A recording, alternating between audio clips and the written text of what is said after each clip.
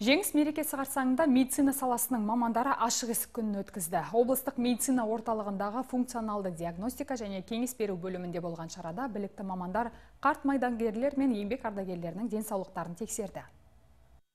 Еңбек ардагері Айша Ағымова дәрігерге жиі көрінеді. Бұл жолда ақысыз медициналық қызметті пайдаланып, өзін мазалаған сұрақтарына жауап алды. Денсаулығын тексертті, дәрігер кеңесін мұқият тыңдады.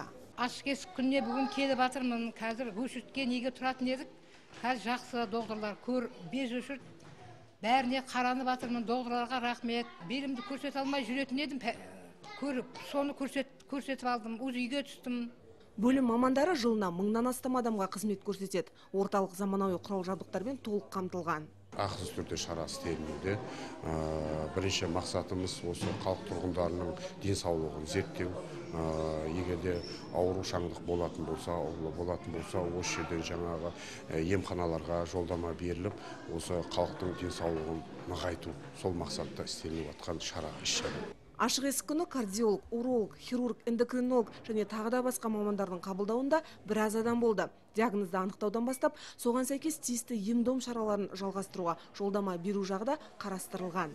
Арайлым Байжігітова, Бөгенбай Абасилов, Төрехан Қожахметов, Қазақстан, Қызылорда телеарнасы.